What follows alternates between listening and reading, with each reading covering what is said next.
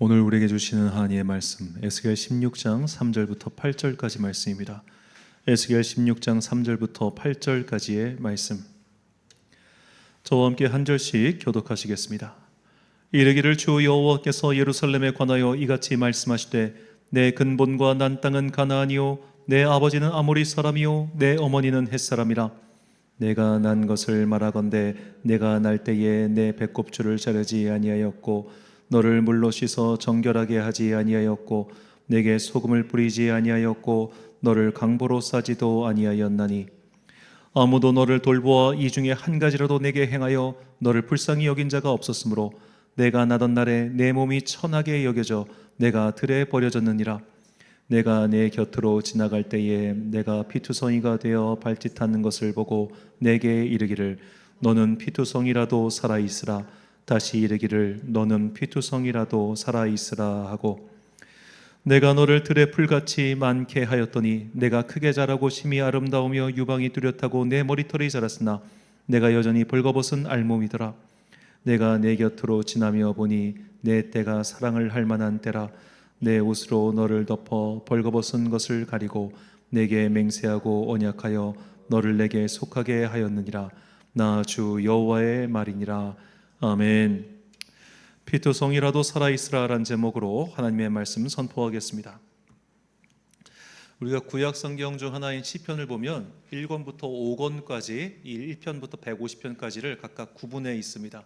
1권부터 5권까지 구분한 기준은 때로는 저자별 기준이기도 하고 시대별로 나누어 있는 것도 맞습니다. 왜 5개로 나눴냐면 이 모세 오경에 빗대 가지고 시편을 1권부터 5권까지 나눈 거예요. 그리고 또 각 권에서 이게 서로 약간 연결되어 있는 시편들이 있으면 잘 보면 보일 겁니다.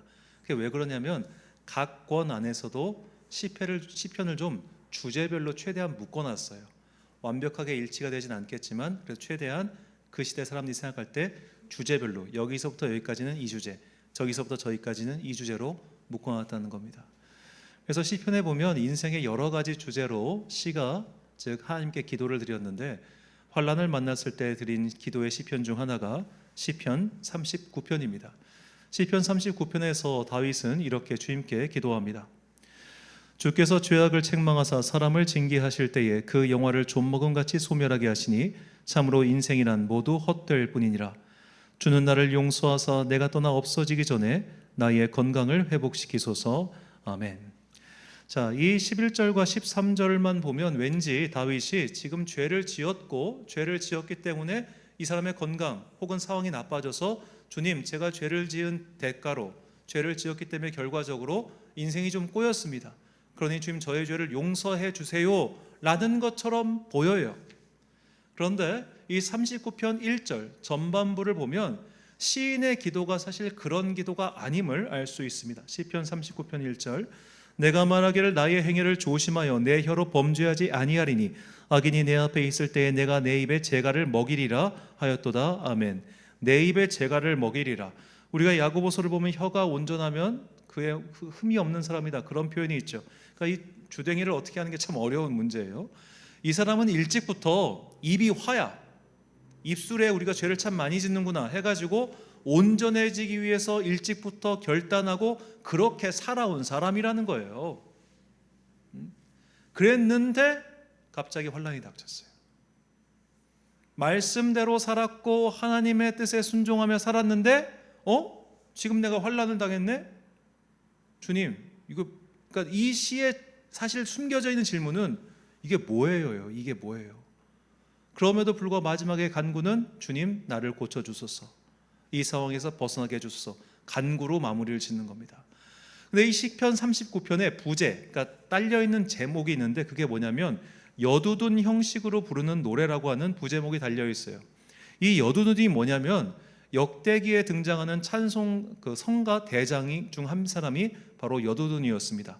그렇기 때문에 여두둔 형식으로 부르는 노래란 바로 시편 39편은 개인이 하는 기도문이 아니라 단체로 같이 부르는 합창이라는 뜻입니다. 시편 39편의 내용 방금 말씀드렸죠.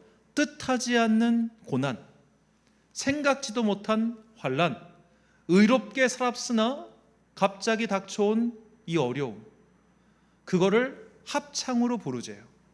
그 의미가 뭐겠습니까? 모든 사람에게는 다 이런 일이 일어난다는 겁니다. 인생이란 때론 불공평합니다.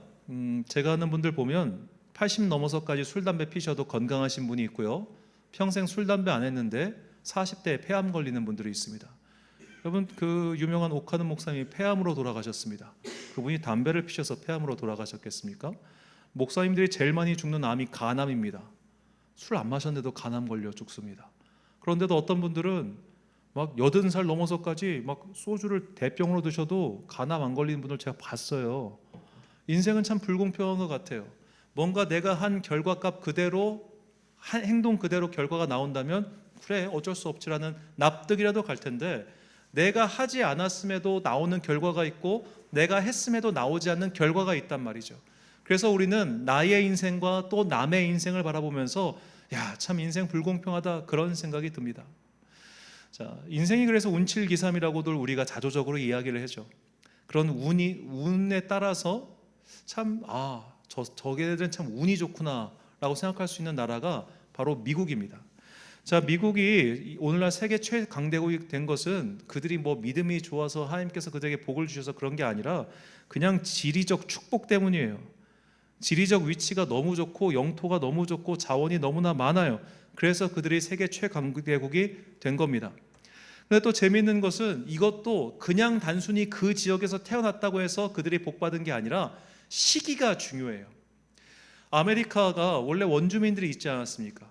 아메리카 인디언들이 있었는데 인디언들은 이런 지리적 축복을 누리지 못했습니다. 왜 그랬을까요? 원래 아메리카 땅에는 가축이 없었기 때문입니다. 거기엔 말도 없었고 소도 없었고 돼지도 없었습니다. 그거를 유럽 사람들이 가지고 온 거예요. 그래서 이전까지 인디언들은 가축화시킬 수 없었기 때문에 수렵으로 살아가고 있었습니다. 수렵으로 살아가고 있으니 당연히 집단 생활, 농경 문화가 발달하지 않았고, 농경 문화가 발달하지 않았으니까 국가나 도시 단위의 그런 큰 문명이 발달하지 않았던 거예요. 그러니까 그런 허벌판 땅에 말이랑 소를 잔뜩 데려가가지고 풀어서 방목하고 땅을 개발해서 200년 후에 지금과 같은 거대한 강대국이 된 겁니다. 거기는 안 나오는 자원이 없죠. 안 나오는 자원이 없어요. 걔네가 자기네 자원 아까워서 남의 자원 쓰는 거지 굳이 거기는 수입하지 않아도 됩니다. 전 세계 모든 사람들이 캘리포니아 지방에서 나는 밀로만도 먹고 살 수 있을 정도의 어마어마한 수확량을 자랑하는 나라입니다. 전 세계 모든 사람들이 미국에서 나는 옥수수만 먹고도 살 수 있습니다. 그 정도로 부유한 나라가 되었습니다. 지리적 축복이 있었고요, 시간의 축복이 있었기 때문입니다. 자, 한반도만 봐도 그렇습니다. 만약에 조선시대로 한정된다면 세종대왕 때 태어난 사람들은 복받은 사람들입니다. 그런데 나중에 선조와 인조 때 태어난 사람들은 불행한 사람들입니다. 두 번의 외란과 호란을 겪었잖아요. 자, 어떤 땅에서 태어났냐도 중요하고 어떤 시간에 태어났냐도 중요합니다. 지금 우리나라는 안 그렇습니까?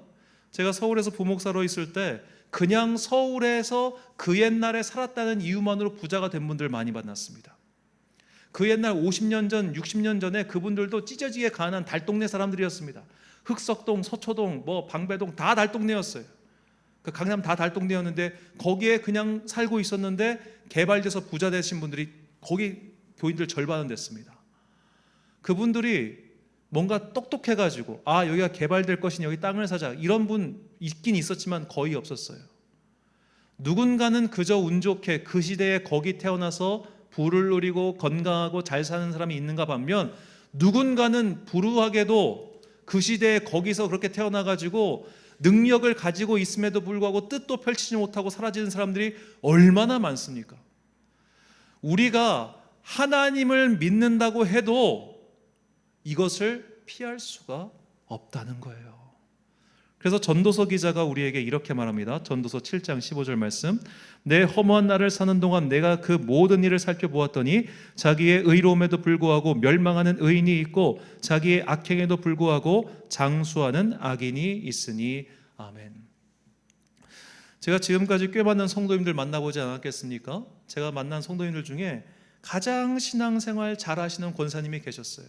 정말 잊을 수 없는 권사님이세요. 그런데 이 권사님 아들이 어느 날 갑자기 죽었어요. 어느 날 갑자기 돌아가셨어요. 너무 황당하게 돌아가셨어요. 새벽에 그 전화를 받고 제가 너무 놀랐어요. 이게 그러니까 뭔가 사람이 돌아가셔도 뭔가 이렇게 기승전결이라는 게 있을 거 아니에요. 그래서 뭐 오랫동안 기도하고 뭐 이게 아니라 갑자기 어느 날 갑자기 툭딱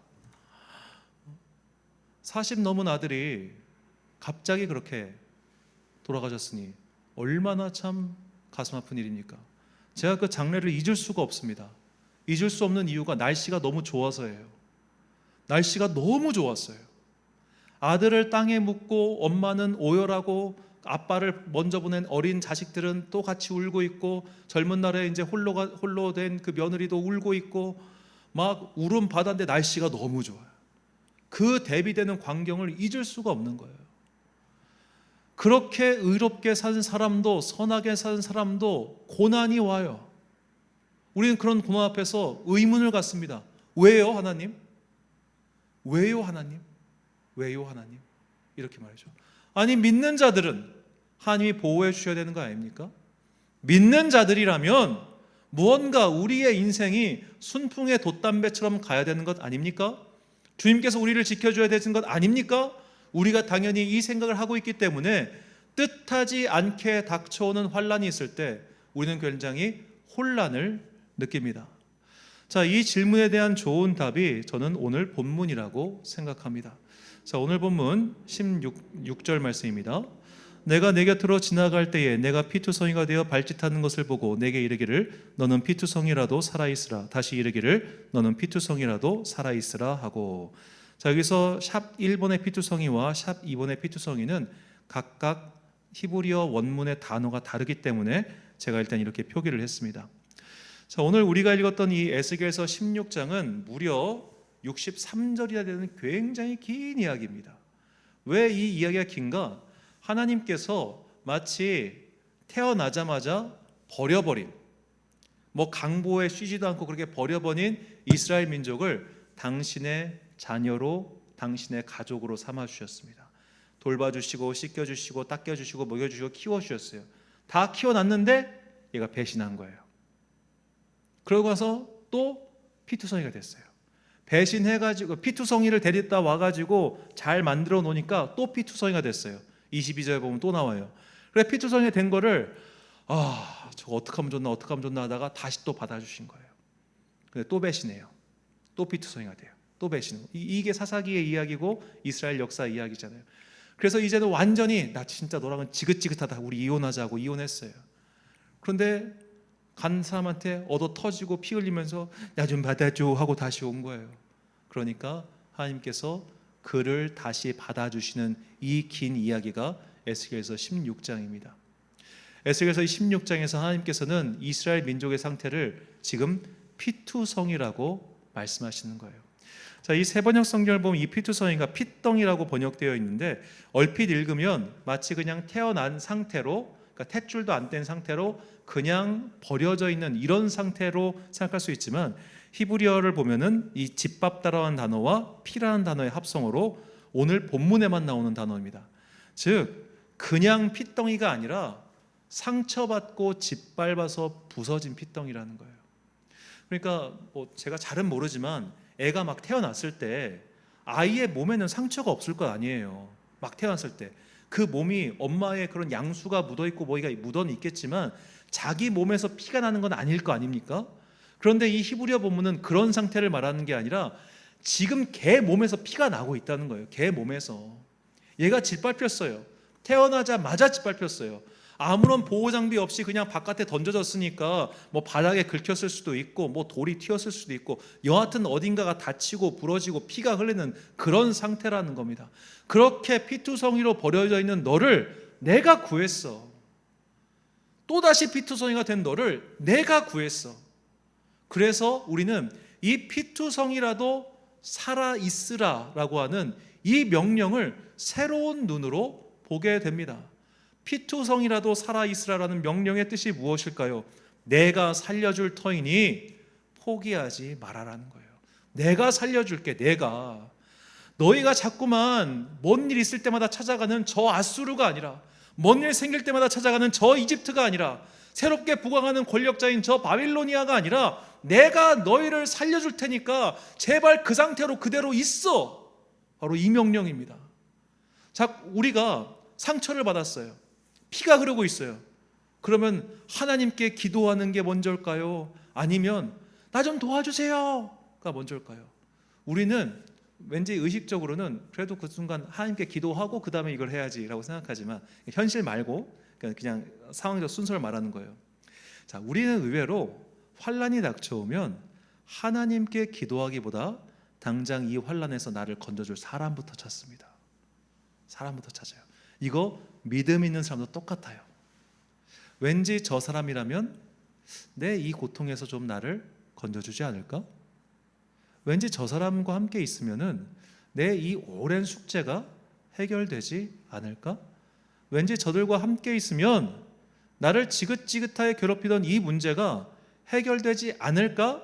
우리가 말로는 하나님을 의지하고 말로는 하나님께 집중한다고 하지만 우리는 사실 그 하나님보다 살짝 앞에 있는 사람을 볼 때가 되게 많다는 거예요. 저 같은 사람 보고 하는 거죠. 그렇게. 자, 그렇기 때문에 우리가 피투성이가 되었을 때, 찢기고 상처받고 괴로움에 처했을 때 우리는 은연중에 사람에게 기댈 때가 더 많다는 거예요.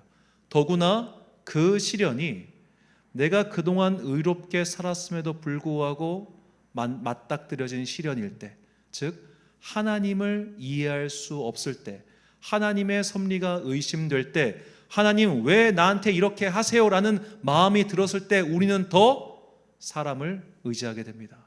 비유하자면 이렇습니다. 신앙생활 열심히 했습니다. 헌금생활 똑바로 했습니다. 목사가 시킨 대로 다 했습니다. 그런데 인생에 고난이 닥쳐와요. 그러면요, 시험 들어요. 하나님, 하라는 대로 다 했잖아요. 어긴 바가 없잖아요. 그런데 왜 시련이 옵니까? 자, 우리의 신앙생활은 사실요, 내 뜻대로 되기를 바라는 신앙생활이기 때문에 그래요. 내 생각대로 되기를 바라는 그런 믿음을 갖고 있기 때문에 그래요. 우리는 은연중에, 사실은 저도 이렇게 생각할 때가 있습니다. 하나님 헌금했잖아요. 그러면 이거 되게 해주셔야죠. 하나님 제가 예배 열심히 드리잖아요. 그러면 이거 내가 세운 계획 이거 되게 해주셔야죠. 제 인생 풀어주셔야죠. 제 인생을 시온에 데려와가지고 활짝 열어주셔야죠. 믿음 생활 열심히 했으면 그에 대한 값을 주셔야 되는 것 아닙니까? 기브 앤 테이크, 이게 우리의 솔직한 마음이라고요. 그래서 우리가 교회를 다니다가 뭔가 내 뜻대로 안 되면 그때부터 시험 드는 거예요.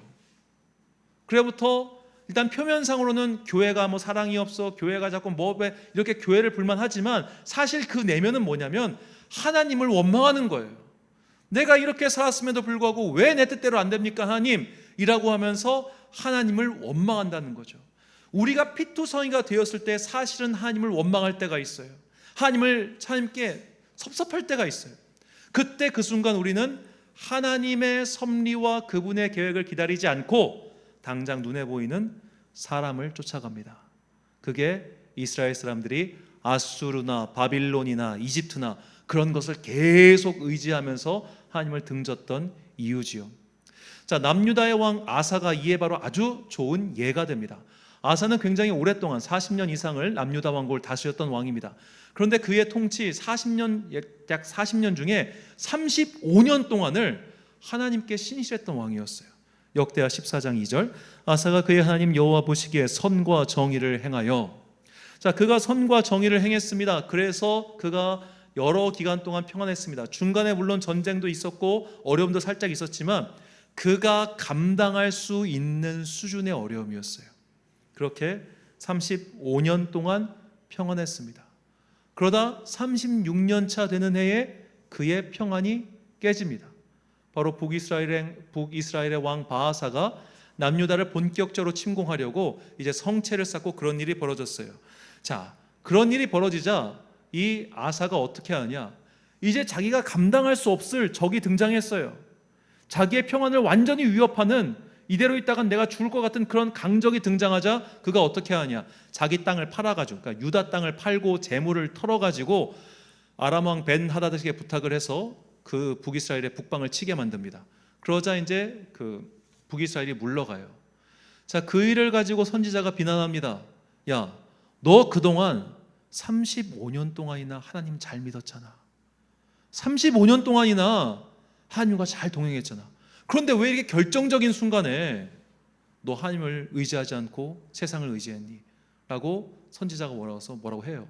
그 말을 듣고 아사가 화가 나가지고 선지자 가둬버리고 백성들 가둬버리고 그런 일을 벌이다가 그가 결국에는 병에 걸리게 되는데, 그는 병에 걸린 순간에도 하나님을 의지하지 않았다고 성경이 말합니다.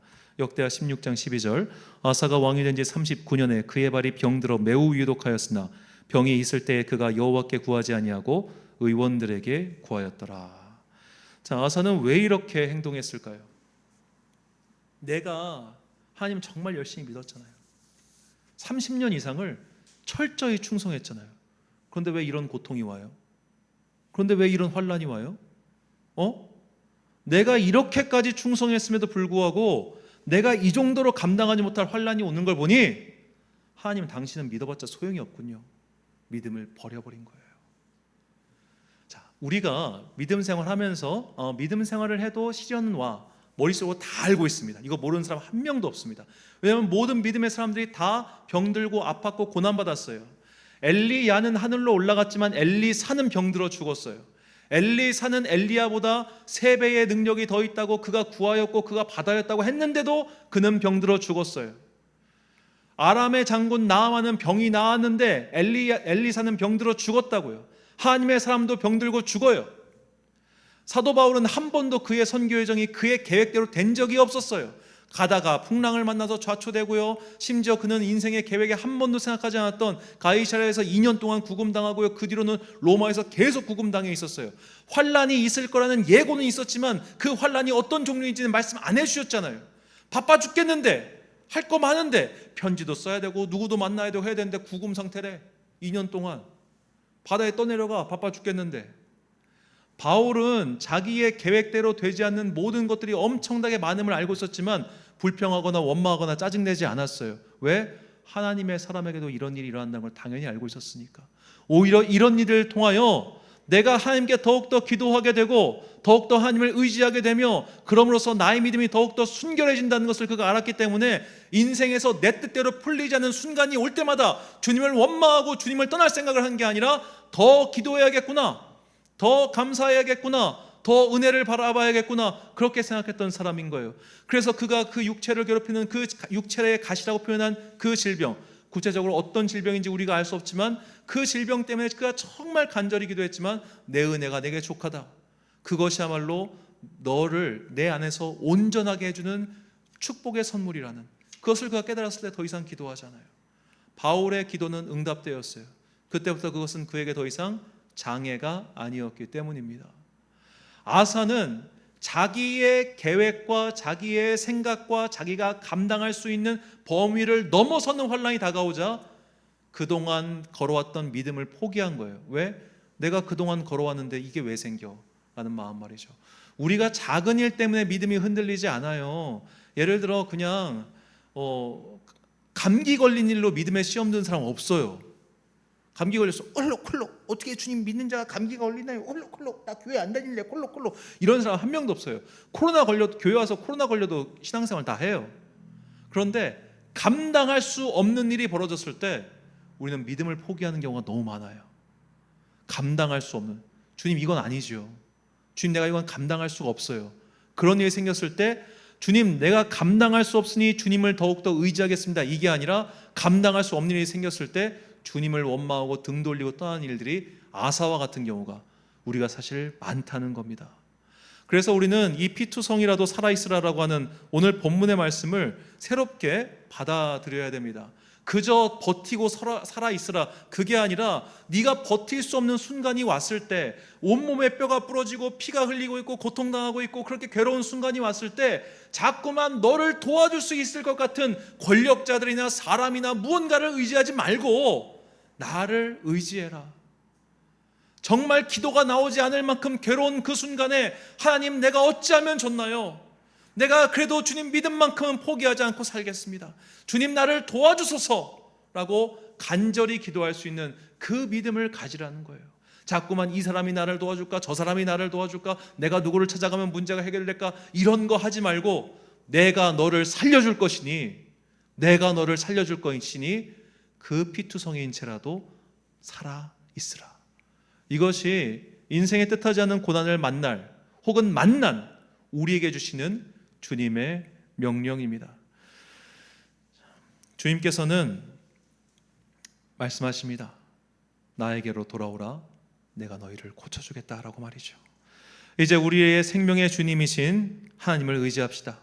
우리에게 생명을 주셨고 그 생명을 지켜주시고 그 생명을 이어가게 하시는 하나님을 신뢰하고 그분께 오직 우리의 소망과 간구를 올려드리십시다. 우리의 피와 눈물을 닦아주시는 분은 사람이 아니라 바로 주님이시라는 것을 잊지 마십시오. 하나님께서는 결코 우리를 버리지 아니하시며 우리를 떠나지 아니하십니다. 그래서 시편 기자는 우리에게 다음과 같이 고백을 가르치며 이 고백을 우리의 입술에 담을 것을 권면합니다. 이 고백이 우리의 간구가 되기를 간절히 소망합니다. 시편 103편 3절부터 5절까지의 말씀 함께 봉독하겠습니다. 시작. 그가 내 모든 죄악을 사하시며 내 모든 병을 고치시며 내 생명을 파멸해서 속량하시고 인자와 긍휼로 관을 씌우시며 좋은 것으로 내 소원을 만족하게 하사 내 청춘을 독수리같이 새롭게 하시는도다.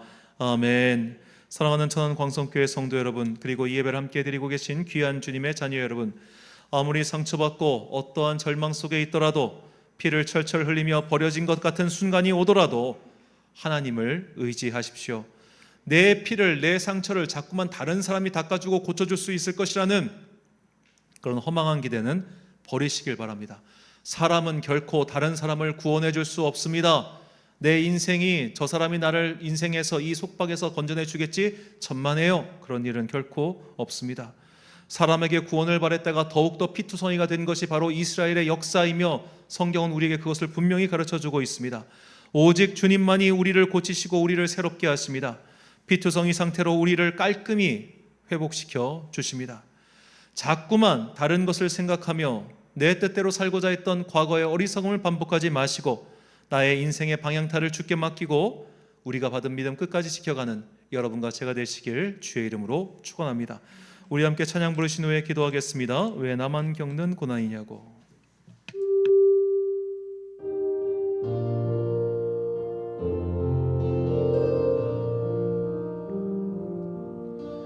왜 나만 겪는 고난이냐고 불평하지 마세요. 고난의 뒤편에 있는 주님이 주실 축복 미리 보면서 감사하세요. 너무 견디기 힘든 지금 이 순간에도 주님이 일하고 계시잖아요. 남들은 지쳐 앉아있을 당신만은 일어서세요. 힘을 내세요. 힘을 내세요. 힘을 내세요. 주님이 손잡고 계시잖아요. 주님이 나와 함께함을 믿는다면 어떤 역경도 이길 수 있잖아요. 왜 이런 슬픔